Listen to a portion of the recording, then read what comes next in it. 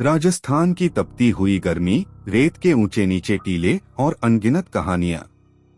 कुलधरा गांव का नाम सुनते ही सन्नाटा छा जाता है। यह गांव जहां एक समय पर हजारों लोग रहते थे, अब खंडहरों में तब्दील हो चुका है। लेकिन कहते हैं, हर खंडहर के पीछे एक कहानी होती है। यह कहानी भी कुछ ऐसी ही है। अभिषेक एक महत्वाकांक्षी डॉक्यूमेंट्री फिल्म निर्माता, हमेशा अजीब और रहस्यमयी विषयों की खोज में रहता था। उसके दोस्त रिया, आयुष, करण और सिया भी उसकी टीम का हिस्सा थे। एक दिन अभिषेक के पास एक अनजान नंबर से कॉल आया। तुम्हें कुछ नया चाहिए ना, अभिषेक? तो कुलधरा आओ, फोन के दूसरी तरफ एक गंभीर आवाज ने कहा। कौन बोल रहा है? अभिषेक ने हैरानी से पूछा। नाम मायने नहीं रखता। अगर तुम में हिम्मत है तो वहां आओ। अपने सवालों के जवाब खुद मिलेंगे। फोन कट गया। अभिषेक को यह अजीब लगा, लेकिन यह उसका स्वभाव था कि वह चुनौती स्वीकार कर लेता। उसने तुरंत अपने दोस्तों को बुलाया और योजना बनाई। कुलधरा, वो श्रापित गांव? रिया ने उत्सुकता और डर के मिलेजुले भाव से पूछा। हाँ, वही, अभिषेक ने मुस्कुराते हुए कहा। यह हमारे लिए परफेक्ट लोकेशन होगी। पर कहते हैं वहां रात में जाना खतरनाक है, सिया ने धीमे स्वर में कहा। डर से बड़ा कुछ नहीं, करण ने मजाकिया अंदाज में कहा। लेकिन उन्हें पता नहीं था कि यह मजाक उनके जीवन का सबसे बड़ा दुस्वप्न बन जाएगा। टीम ने अपनी जीप तैयार की और राजस्थान की ओर निकल पड़ी। रास्ते में ऊंची नीची सड़कों पर रेत के तूफान और सूखी गर्म हवा ने माहौल को और भी डरावना बना दिया। यह जगह सच में अलग महसूस होती है, आयुष ने पीछे की सीट से कहा। बस इन खंडहरों तक पहुंचते ही और दिलचस्प हो जाएगा, अभिषेक ने कैमरा तैयार करते हुए जवाब दिया। जब वे कुलधरा पहुंचे तो सूरज ढल रहा था। गांव के खंडहर में प्रवेश करते ही अजीब सन्नाटा छा गया। दूर दूर तक कोई इंसानी निशान नहीं। टूटी हुई इमारतें, बंजर जमीन और हवा में बहती एक अजीब सी सरसराहट। मानो यह गांव अब भी उन हजारों लोगों की चीखों को छुपाए हुए था जो यहाँ कभी रहते थे। यह जगह कुछ अलग-सी लग रही है, सिया ने कांपते हुए कहा। शायद हमारी कल्पना का खेल है, करण ने तसल्ली दी। लेकिन जैसे जैसे अंधेरा गहराया, उन्हें एहसास हुआ कि यह सिर्फ कल्पना नहीं थी। गांव के बीचों बीच एक बड़ी हवेली के खंडहर थे, जिसे टीम ने अपना बेस बनाने का फैसला किया। लेकिन जैसे ही उन्होंने कदम रखा, हवेली का माहौल उनकी आत्मा तक हिला गया। क्या तुमने सुना? किसी के चलने की आवाज आई, रिया ने अचानक डरते हुए कहा। कौन होगा? यहाँ तो कोई नहीं है, अभिषेक ने कैमरा चालू करते हुए कहा। तभी एक धीमी हंसी गूंज उठी। सबने एक दूसरे की ओर देखा। यह आवाज हवेली के अंदर से आई थी। कोई मजाक मत करो यार, करण ने झुंझलाते हुए कहा। हम मजाक नहीं कर रहे, आयुष ने घबराए स्वर में कहा। वे सभी अपने अपने टॉर्च लेकर आवाज की दिशा में गए। खंडहर की दीवारों पर पुराने समय की पेंटिंग्स और अजीब संकेत बने हुए थे। ये तो जैसे किसी कथा का हिस्सा लगते हैं, सिया ने कहा। तभी ठक ठक ठक किसी के कदमों की आवाज फिर से आई। कौन है? अभिषेक ने चिल्लाते हुए पूछा। कोई जवाब नहीं, लेकिन दीवारों से निकलती परछाइयां मानो उन्हें घेर रही थीं। चलो वापस चलें, रिया ने डरते हुए कहा। लेकिन तब तक बहुत देर हो चुकी थी। उनकी परछाइयां अब उनके साथ नहीं थीं। हवेली के अंधेरे कोनों में हल्की हल्की सरसराहट गूंज रही थी। यह आवाज न हवा की थी, न किसी जानवर की। मानो किसी ने धीरे धीरे सांस लेते हुए उनकी उपस्थिति को महसूस किया हो। यह सब सिर्फ हमारा वहम है, अभिषेक ने खुद को समझाने की कोशिश की। लेकिन जैसे ही उन्होंने कैमरा चालू किया, स्क्रीन पर कुछ ऐसा दिखा जिसने सभी की रीढ़ की हड्डी में सिहरन भर दी। कैमरे की स्क्रीन पर एक धुंधली परछाई नजर आ रही थी जो ठीक उनके पीछे थी। क्या यह कोई है? रिया ने कांपती आवाज में पूछा। अभिषेक ने पीछे मुड़कर देखा, लेकिन वहां कुछ भी नहीं था। यह कैमरे का ग्लिच है और कुछ नहीं। ग्लिच? तुम मजाक कर रहे हो? मैंने इसे साफ साफ देखा, आयुष ने घबराते हुए कहा। शांत हो जाओ, हमें डरना नहीं है।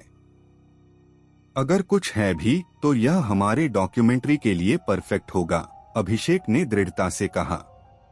लेकिन उसके शब्दों में वह विश्वास नहीं था जो वह दिखाने की कोशिश कर रहा था। वे सभी मिलकर हवेली के एक बड़े हॉल में इकट्ठा हुए। दीवारें टूटी हुई थीं, लेकिन बीच में एक बड़ा पत्थर का चबूतरा था जिस पर अजीबोगरीब नक्काशी की गई थी। यह जगह कभी राजा महाराजाओं की पूजा स्थल रही होगी, सिया ने दीवारों को देखते हुए कहा। लेकिन ये संकेत, ये आम नक्काशी नहीं है, यह कुछ और है, करण ने चबूतरे को छूते हुए कहा।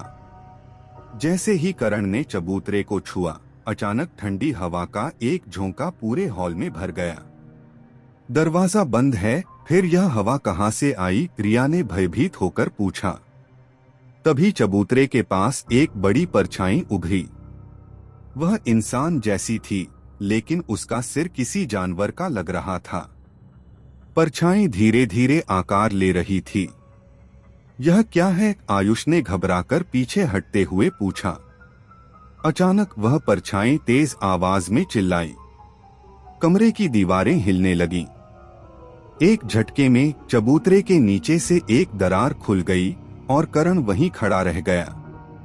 करण, हटो वहां से, अभिषेक ने चिल्लाते हुए कहा। लेकिन करण के पैर जमीन में जैसे जमे हुए थे। वह अपनी जगह से हिल नहीं पा रहा था। परछाई ने उसे घेर लिया। मुझे बचाओ, करण ने चिल्लाने की कोशिश की, लेकिन उसकी आवाज मानो कहीं खो गई। अगले ही पल वह परछाई करण के शरीर के चारों ओर लिपट गई। कमरे में भयानक चीख गूंजी। सभी ने अपनी आंखें बंद कर लीं। जब उन्होंने दोबारा देखा तो करण गायब था। करण के गायब होने के बाद सभी को समझ में आ गया कि यह गांव सिर्फ एक खंडहर नहीं है। यहाँ कुछ ऐसा था जो उनकी सोच से परे था। हम यहाँ से निकलते हैं, अभी रिया ने डरते हुए कहा। और करण का क्या? उसे यूं ही छोड़ देंगे, आयुष ने गुस्से में कहा। लेकिन हम उसे कहाँ खोजेंगे?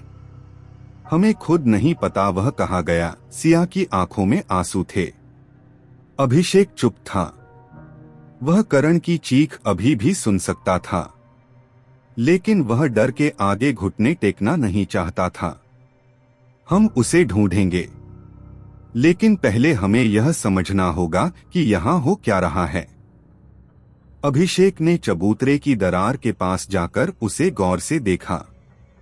वह दरार अब बंद हो चुकी थी, मानो कभी थी ही नहीं। यह जगह, यह हमें यहाँ खींच लाई है और यह हमें छोड़ने वाली नहीं है, अभिषेक ने गंभीरता से कहा। तुम्हारा मतलब? रिया ने पूछा। मेरा मतलब है, हमें करण को वापस लाने के लिए इस जगह का सच समझना होगा। हवेली की तलाशी लेते हुए सिया को एक पुरानी किताब मिली। किताब की जिल्द फटी हुई थी और उस पर अजीब से निशान थे।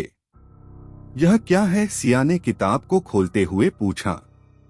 किताब में गांव की कहानी लिखी हुई थी।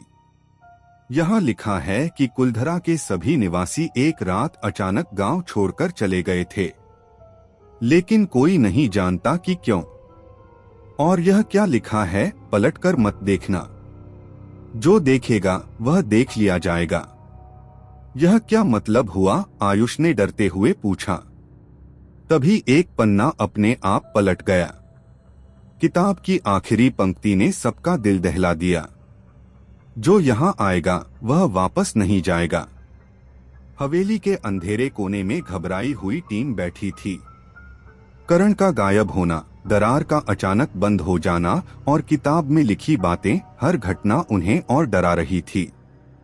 हम यहाँ और 1 मिनट भी नहीं रुक सकते, रिया ने अपनी आवाज को दबाने की कोशिश करते हुए कहा। अगर हम चले भी गए तो क्या हमें बाहर जाने दिया जाएगा? अभिषेक ने गंभीरता से कहा।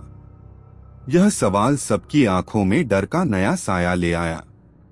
तभी हवेली के बाहर से किसी के चलने की आवाज आने लगी, धीमे लेकिन स्पष्ट। ठक ठक ठक। यह कौन हो सकता है? सिया ने डरते हुए पूछा। कोई और है यहाँ? आयुष ने धीरे से फुसफुसाया।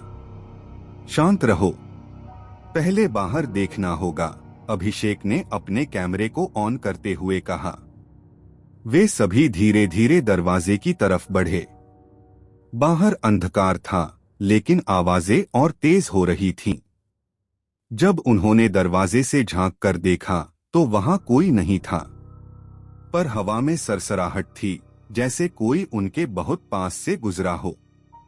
यहाँ कुछ ठीक नहीं है, रिया ने कांपते हुए कहा। तभी उनके पीछे से एक भयानक चीख गूंजी। सब पलटे, लेकिन वहां कोई नहीं था। ये सब हमारे साथ क्या हो रहा है? सिया ने लगभग रोते हुए कहा।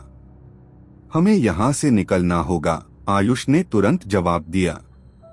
टीम ने फौरन फैसला किया कि वे गांव छोड़ देंगे, जितनी जल्दी हो सके। वे अपनी जीप की ओर भागे, लेकिन जैसे ही वे गांव के मुख्य द्वार के पास पहुंचे, उन्हें लगा कि कुछ अजीब हो रहा है। यह सड़क, यह वही नहीं लग रही, अभिषेक ने चौंकते हुए कहा। तुम क्या कहना चाह रहे हो? रिया ने पूछा। यह वही जगह है जहां से हमने गांव में प्रवेश किया था, लेकिन अब यह अलग दिख रही है। सड़क के दोनों ओर ऊंचे टीले थे जो पहले नहीं थे, और सबसे अजीब बात यह थी कि उनकी जीप गायब थी। जीप कहाँ गई? सिया ने घबराकर पूछा। यह तो यहीं खड़ी थी, हमने इसे खुद देखा था, आयुष ने जोर देकर कहा। तभी दूर कहीं से हंसी की आवाज आई। वह हंसी ऐसी थी जैसे कोई उनका मजाक उड़ा रहा हो। हमें दौड़कर निकलना होगा, कोई तो रास्ता होगा, अभिषेक ने सबको दिलासा दिया। वे गांव से बाहर निकलने के लिए भागने लगे, लेकिन जितनी देर वे भागे, उन्हें लगा कि वे एक ही जगह पर घूम रहे हैं।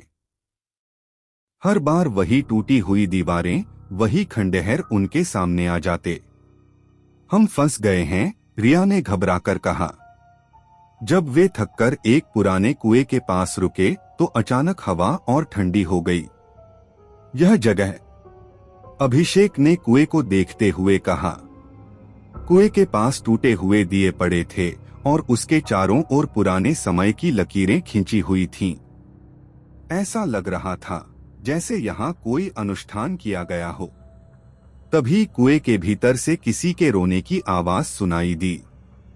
कौन है वहां? सिया ने डरते हुए पूछा।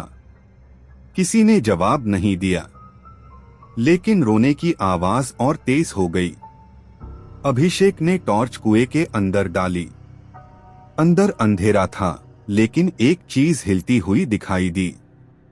यह कोई मजाक नहीं हो सकता, रिया ने पीछे हटते हुए कहा। तभी कुएं के अंदर से एक हाथ बाहर निकला। वह काला और सूखा हुआ हाथ था, जैसे वह वर्षों से सड़ा हुआ हो। भागो, आयुष ने चिल्लाते हुए कहा। वे सभी भागने लगे, लेकिन अब उन्हें महसूस हुआ कि वह साया उन्हें चारों ओर से घेर रहा था। यह हमें जाने नहीं देगा, यह गांव हमें छोड़ने नहीं देगा, सिया ने कांपते हुए कहा।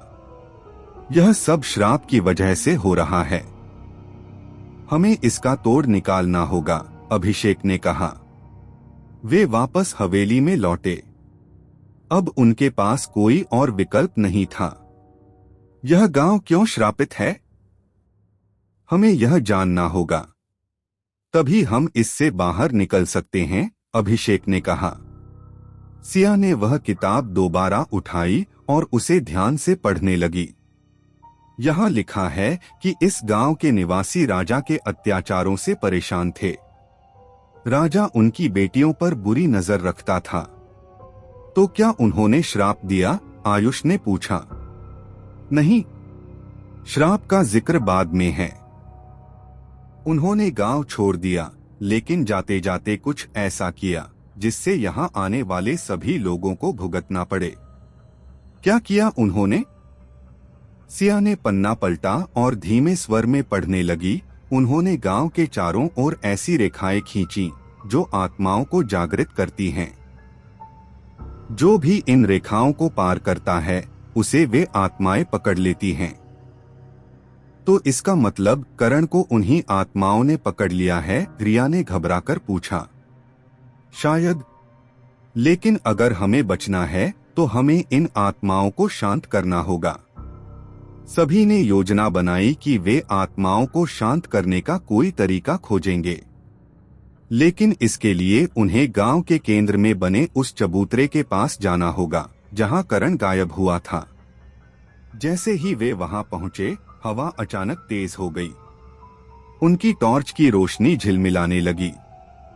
जल्दी करो, हमें जो करना है करना होगा, अभिषेक ने कहा।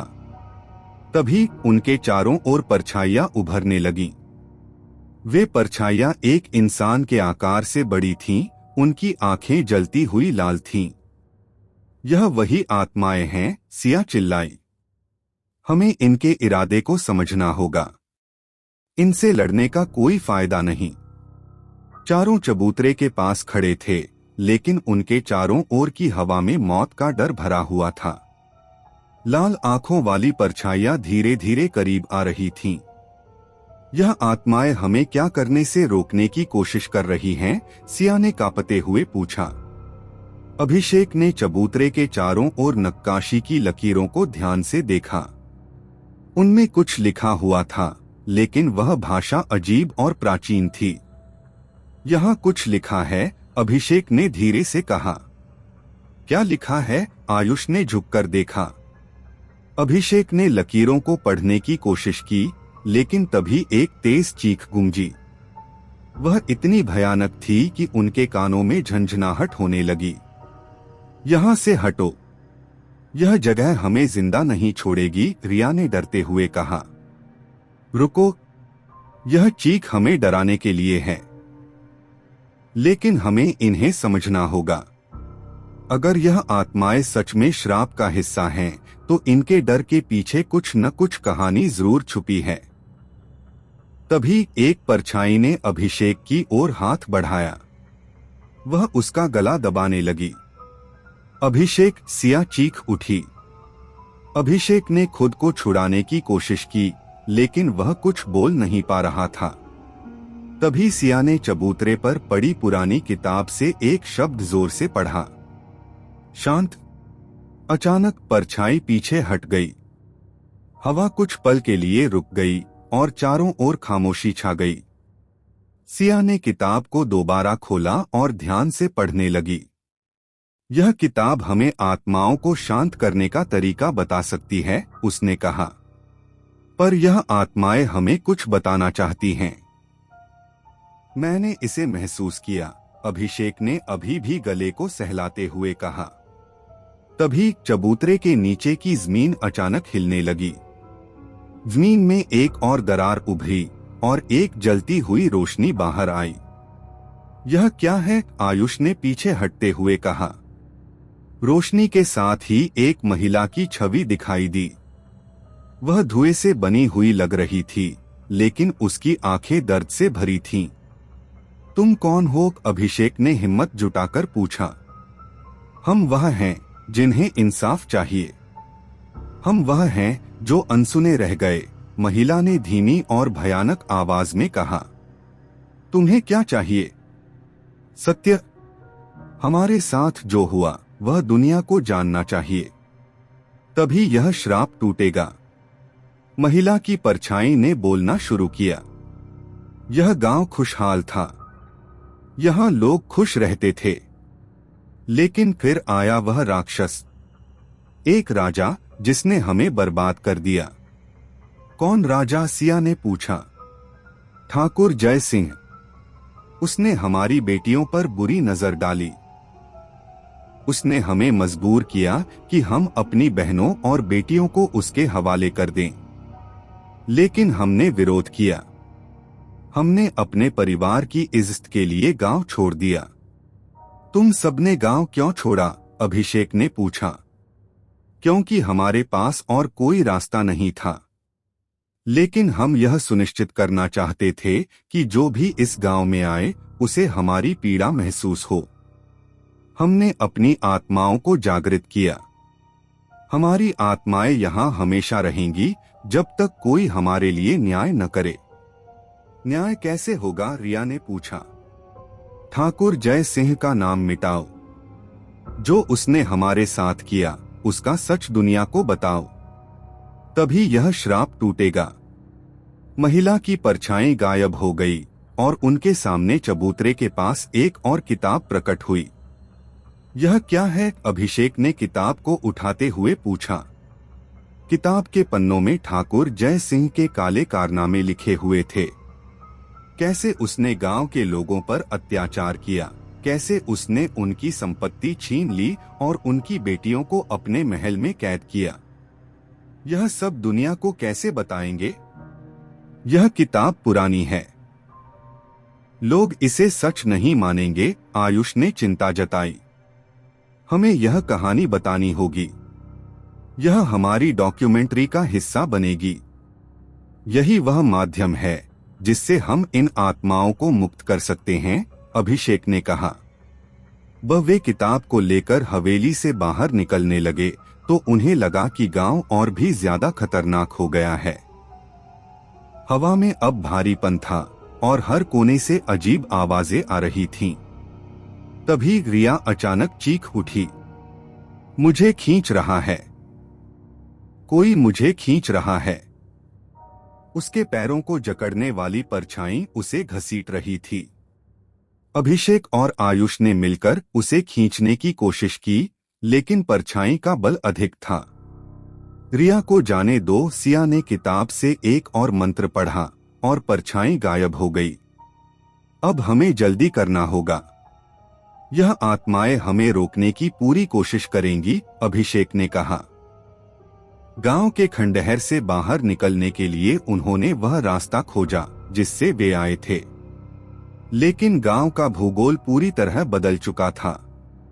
यह जगह हमें घेर रही है। हमें वापस अपनी जीप कैसे मिलेगी? आयुष ने पूछा। हमें गांव के केंद्र तक जाना होगा, वहीं से हमें असली रास्ता मिलेगा, सिया ने किताब पढ़ते हुए कहा। लेकिन अगर यह आत्माएं, रिया ने डरते हुए कहना शुरू किया। हमें डर से जीतना होगा। अगर हम हार गए तो करण की तरह गायब हो जाएंगे। गांव के केंद्र में पहुंचते ही चबूतरे की दरार फिर से खुल गई। इस बार वह और भी गहरी थी। उसमें से कई हाथ निकल रहे थे जो उन्हें पकड़ने की कोशिश कर रहे थे। हमें किताब को चबूतरे पर रखना होगा, यही आत्माओं को शांत करेगा, सिया ने कहा। लेकिन जैसे ही उन्होंने किताब को चबूतरे पर रखने की कोशिश की, वह हवा में उठ गई। और तभी चबूतरे के ऊपर हवा में उठी किताब अचानक फड़फड़ाने लगी। उसके पन्ने अपने आप पलटने लगे और एक तेज रोशनी उसके भीतर से निकलकर चारों दिशाओं में फैल गई। यह क्या हो रहा है? सिया ने डर और उत्सुकता के बीच खड़े होकर कहा। मुझे लगता है यह किताब किसी और शक्ति से बंधी है। यह हमें कुछ दिखाना चाहती है, अभिषेक ने अपनी नजरें किताब पर टिकाते हुए कहा। तभी चबूतरे के नीचे से एक गहरी आवाज आई। वह आवाज इतनी डरावनी थी कि उनके रोंगटे खड़े हो गए। तुम यहाँ क्यों आए हो? आवाज भारी थी और ऐसा लग रहा था जैसे वह चारों दिशाओं से आ रही हो। हम सत्य जानने और इसे दुनिया के सामने लाने आए हैं, अभिषेक ने साहस जुटाकर जवाब दिया। सत्य आवाज ने जोर से गूंजते हुए पूछा, क्या तुम सच में यह जानते हो कि सत्य का मूल्य क्या होता है? चबूतरे की दरार और चौड़ी हो गई। अब वहां से तेज हवा और धुआं उठने लगा। वे सब एक दूसरे को पकड़कर खड़े हो गए। अगर हम सत्य को उजागर नहीं कर पाए तो यह श्राप और भी भयानक हो जाएगा, सिया ने किताब को थामते हुए कहा। तभी धुएं में से उन सभी के सामने कुछ आकृतियां उभरने लगीं। ये वही परछाइयां थीं, लेकिन इस बार वे और स्पष्ट थीं। उनके चेहरे अब दिखने लगे थे, दुख, गुस्सा और पीड़ा से भरे चेहरे। यह कौन लोग हैं? रिया ने कांपते हुए पूछा। यह वही आत्माएं हैं जो गांव के निवासियों की हैं, सिया ने कहा। तुम सब सच जानते हो, लेकिन इसे साबित करने की हिम्मत रखते हो? उनमें से एक आत्मा ने पूछा। हमें क्या करना होगा? अभिषेक ने दृढ़ता से पूछा। तुम्हें वो सब देखना होगा जो हमने सहा। हर दर्द, हर चीख, हर आंसू, तब ही तुम हमारी कहानी को समझ पाओगे। क्या तुम तैयार हो? हम तैयार हैं, सिया ने अपने दोस्तों की ओर देखते हुए जवाब दिया। अचानक सबके चारों ओर धुआं फैल गया। जब धुआं साफ हुआ तो उन्होंने खुद को एक अलग समय में पाया। यह कुलधरा का गांव था, लेकिन वह जीवंत था। लोग इधर-उधर काम कर रहे थे, बच्चे खेल रहे थे और औरतें कुएं से पानी भर रही थीं। यह गांव का अतीत है, आयुष ने चारों ओर देखते हुए कहा। तभी उन्होंने देखा कि गांव में एक भव्य पालकी आ रही थी। पालकी के चारों ओर सैनिक थे और उसमें से एक आदमी उतरा। वह ठिगने कद का, क्रूर चेहरा और आंखों में शैतानी चमक लिए हुए था। यह ठाकुर जय सिंह है, सिया ने फुसफुसाते हुए कहा। क्या हो रहा है? अभिषेक ने पूछा। यह वह दिन है जब गांव वालों के लिए दुख की शुरुआत हुई, एक धीमी आवाज ने पीछे से कहा। वे सब पलटे, लेकिन वहां कोई नहीं था। ठाकुर ने गांव के मुखिया से बात की।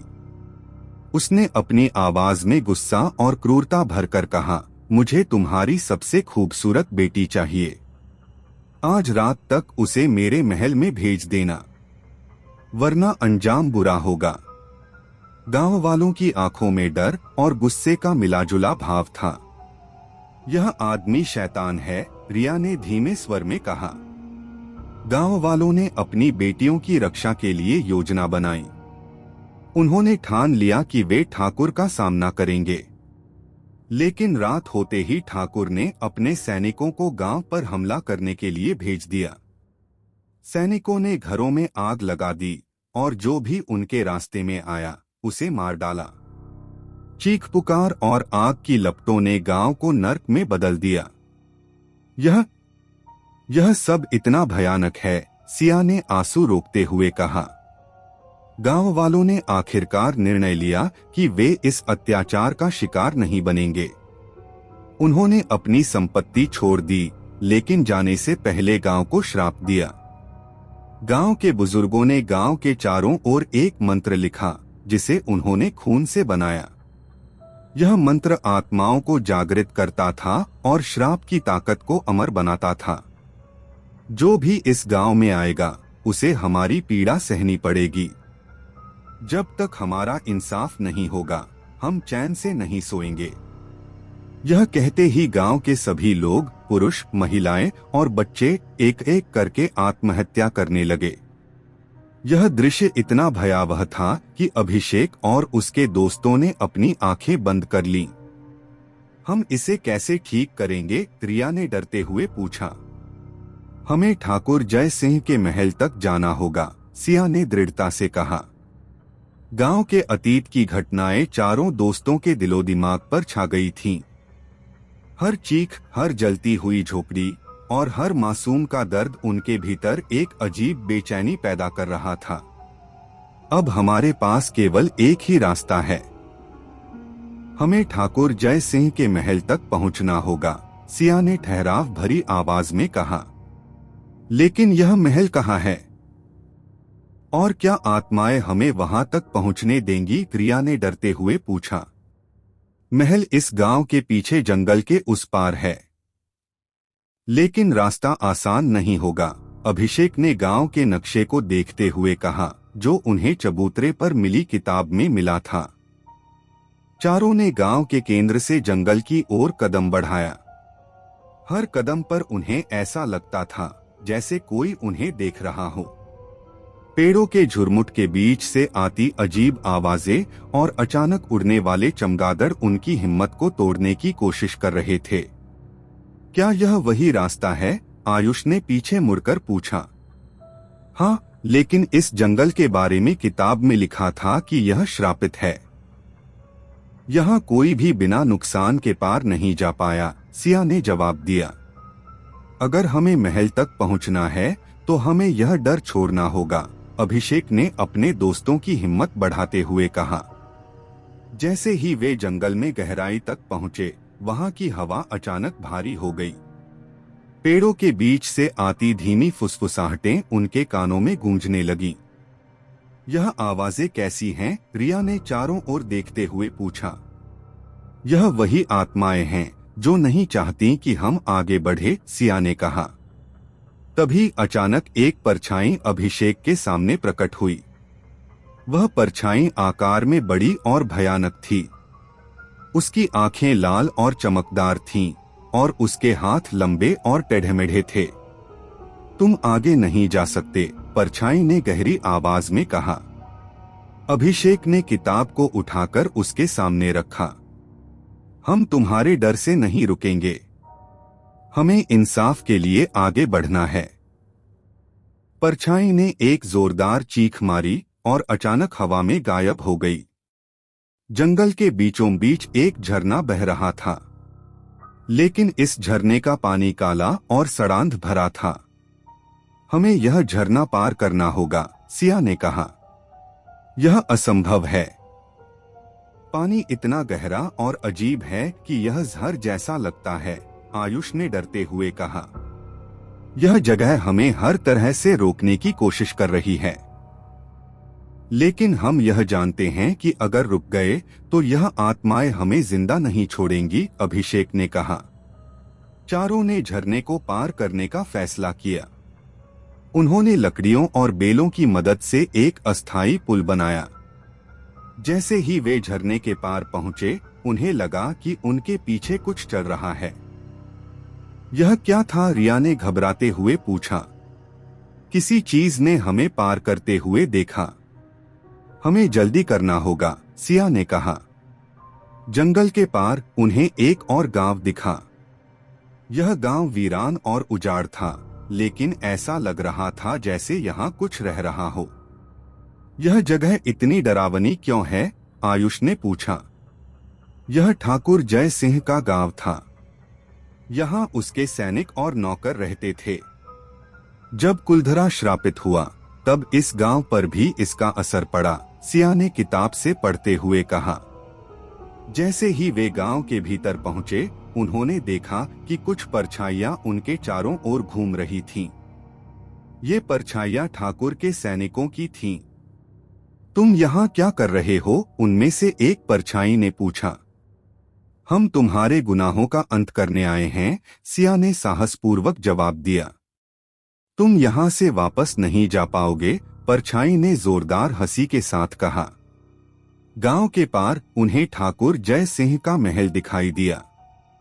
यह विशाल, भव्य लेकिन बुरी तरह टूटा हुआ था। महल के चारों ओर अजीब सी गंध थी। हम यहाँ तक पहुँच गए। अब हमें ठाकुर के गुनाहों का अंत करना होगा, अभिषेक ने कहा। लेकिन यह इतना आसान नहीं होगा। महल के भीतर वह ऊर्जा है जो हमें रोकने की पूरी कोशिश करेगी, सिया ने कहा। चारों ने महल के दरवाजे को धक्का दिया। दरवाजा अपने आप खुल गया। भीतर का माहौल और भी डरावना था। दीवारों पर खून के निशान थे और फर्श पर जले हुए कदमों के निशान। यह सब देखना मुश्किल है, रिया ने कांपते हुए कहा। यही वह जगह है जहां उसने अपने गुनाह किए। और यही वह जगह है जहां हम उसका अंत करेंगे, सिया ने दृढ़ता से कहा।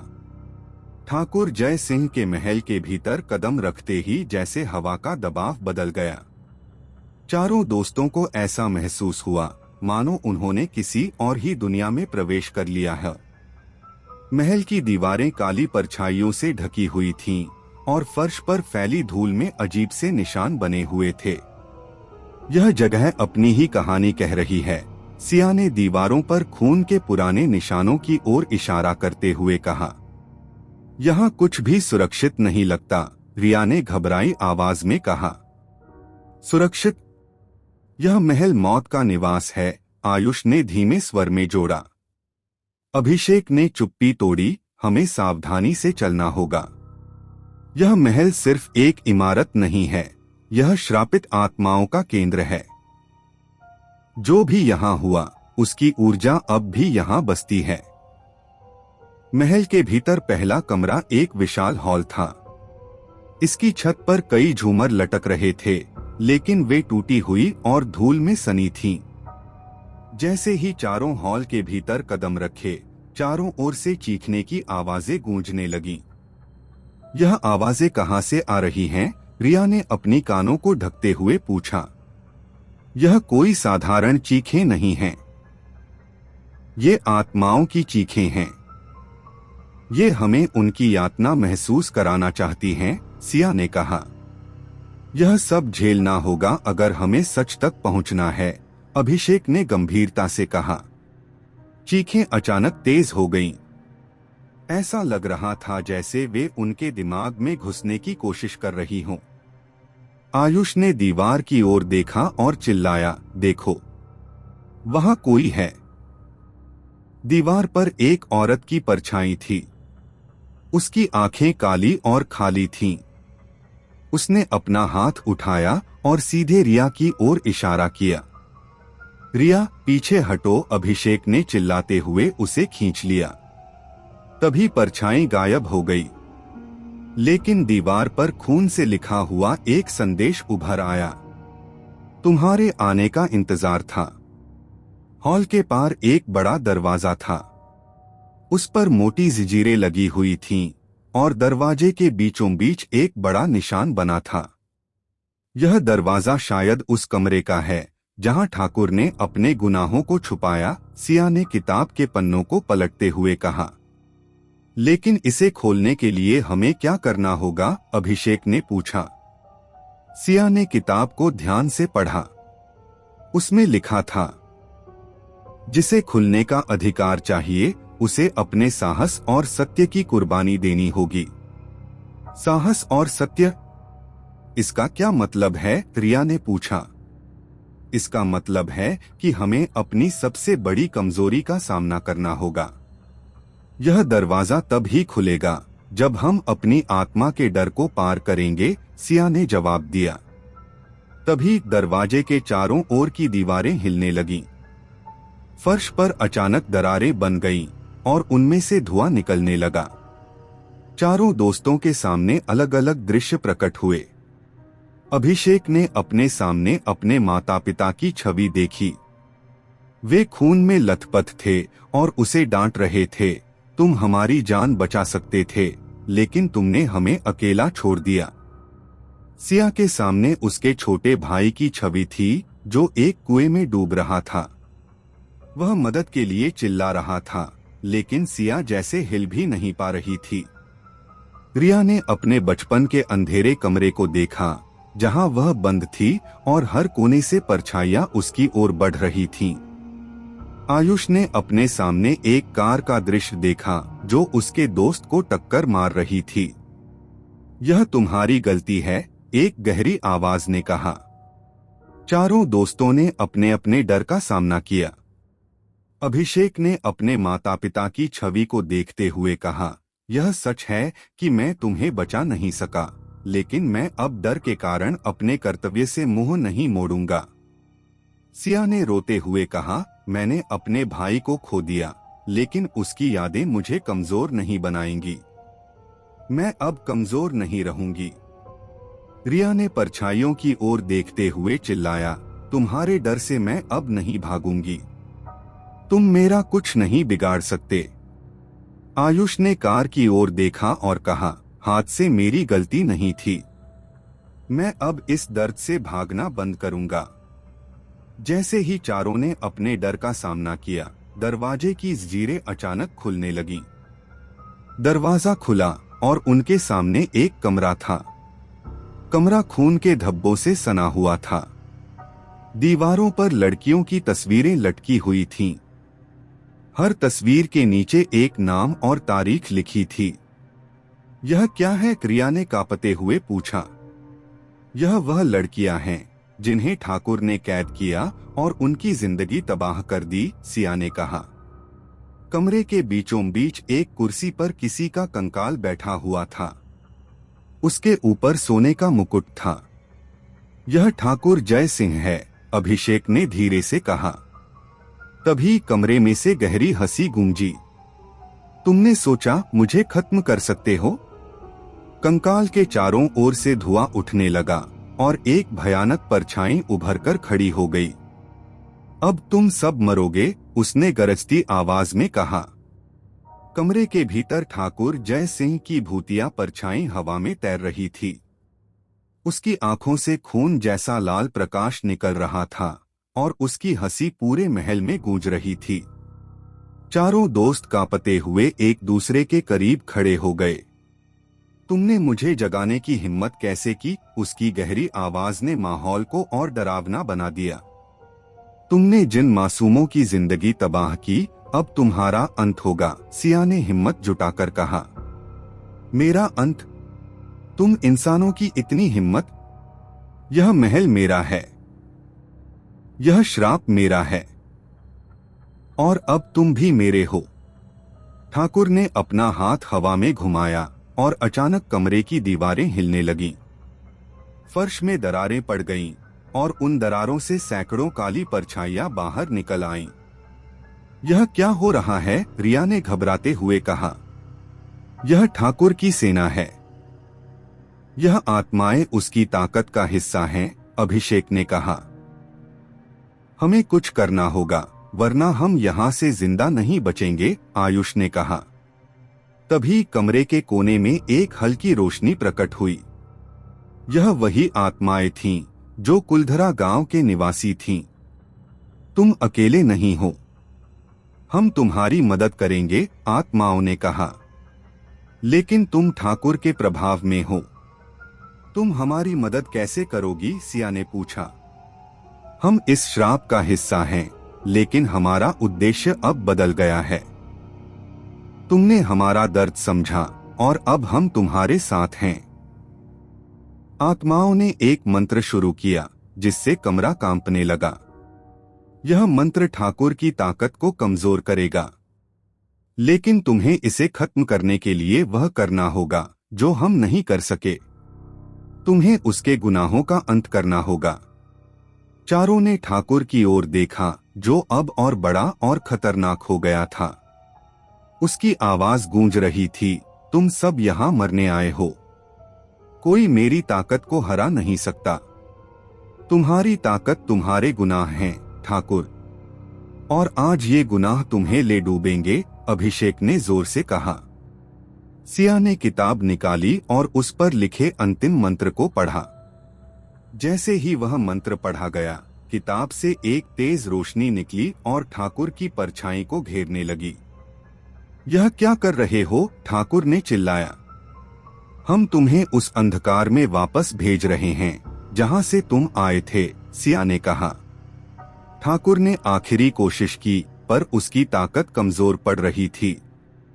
उसकी परछाई धीरे धीरे पिघलने लगी और अंततः वह चीखते हुए गायब हो गया। ठाकुर के गायब होते ही महल में सब कुछ शांत हो गया। हवा स्थिर हो गई और आत्माओं की छवि धीरे धीरे गायब होने लगी। तुमने हमें मुक्त कर दिया। तुम्हारा आभार, आत्माओं ने कहा। क्या अब यह श्राप खत्म हो गया? रिया ने पूछा। हाँ, अब कुलधरा और इस महल में कोई आत्मा बंधी नहीं रहेगी। यह जगह अब खाली हो जाएगी। आत्माएं धीरे धीरे रोशनी में बदल गईं और गायब हो गईं। चारों दोस्त महल से बाहर निकले। अब अंधकार नहीं था। जंगल जो पहले डरावना और भूतिया लग रहा था, अब शांत और सामान्य लगने लगा। हमने यह कर दिखाया, आयुष ने राहत की सांस लेते हुए कहा। यह अनुभव कभी नहीं भुलाया जा सकेगा, अभिषेक ने कहा।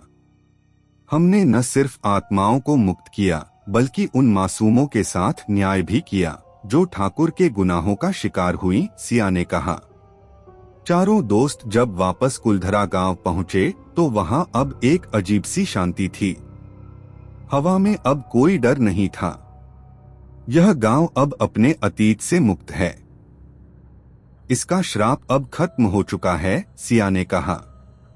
अब यह जगह सिर्फ इतिहास का हिस्सा होगी, न कि डर और मौत का, अभिषेक ने जोड़ा। चारों दोस्तों ने एक आखिरी बार गांव को देखा और वापस लौटने का फैसला किया। जैसे ही वे अपनी गाड़ी में बैठे और वहां से चले, सूरज की पहली किरण ने गांव को रोशन कर दिया। यह कुलधरा के लिए एक नई शुरुआत थी। Like, share and subscribe.